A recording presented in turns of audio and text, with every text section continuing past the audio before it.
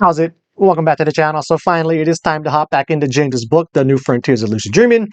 Currently in chapter 5, this chapter is titled Well-Being in Lucid Dreams, and this subsection is titled Learning About the Self in Lucid Dreams. So James writes, it is not possible, if it is not possible to become conscious of what is unconscious in a lucid dream, then we cannot trust our very thoughts within them, as that is largely what thoughts are. Think about it. If there were nothing that one could learn about themselves while lucid dreaming, then experiences that seem to tell us something about ourselves, even if it was merely some internal reaction to a specific stimulus, would be no better than chance at describing how we would react in waking life. All right, and then he talks about something called the trustworthy observer problem, and then also being a trustworthy observer. The trustworthy observer problem is obvious in ordinary dreams where the unconscious process of the mind seems to have complete dominion. On the other hand, the problem becomes less clear when one considers lucid dreaming. Fortunately, you can go ahead and test this out where you could like keep a detailed dream journal, specifically noting how you react to certain experiences, and then when you come across similar experiences in your waking life, see how often those two things line up. Like how often does your waking life response line up with your lucid dreaming response. As long as we are able to recognize our own mental and emotional states from within lucid dreams, there is a way in which we can use the experiences to learn about ourselves. The evidence showing that metacognitive abilities are present in lucid dreams is enough to show that lucid dreamers are capable of being trustworthy observers. The definition of lucid dreaming is itself a metacognitive realization, so without metacognition, there is no lucid dreaming.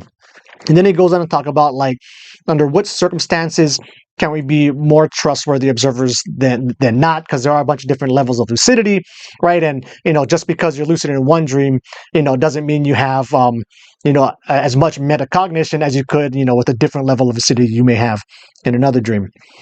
Lucid dreaming is usually a combination of hallucinatory dream activity and wake life reflective awareness and agentive control. So while we have sufficient reason to believe that we can be trustworthy observers, the appearance of hallucinatory dream activity is certainly a rather large obstacle, which can stand in the way of you being a trustworthy observer. And then he talks about even having irrational mental emotional states within your dreams is also a product of this hallucinatory dream effect that you could be dealing with even when you are lucid. So what are some things you can do to get around that? Right, you can do different dream stabilization techniques, and really they would all kind of work. My main ones to stabilize a dream, when I say break it down, would be like my active staring technique or running my hand across the ground or something I'm walking by. That can work really great at stabilizing the dream, and it would also have the side benefit of upping your lucid awareness a bit as well. But there are other dream stabilization techniques that kind of prioritize upping your lucid awareness versus so much like really stabilizing the dream. An example of that would be doing simple math problems or something in your head that can have the effect of also stabilizing the dream as well, but then it also tends to help boost your level of awareness or your level of lucidity along with it as well. And sometimes I'll be doing that and it'll be maybe not 2 + 2, but I'll be doing some simple math problem, and then it'll be hard for me to come to the answer in my dream, even though I know that if I was awake, it would be instantaneous. So that kind of stuff kind of happened there too, but then you can just kind of go to a simpler math problem until you can go ahead and come up with that answer quickly. And then if you wanted, you could even step it up and get a bit more complicated with your math problems you're trying to solve. And that can just, keep ratcheting up your level of lucidity and also potentially stabilizing the dream. Now, if you go too hard on that and you got to think about it too much, that can actually do the complete opposite.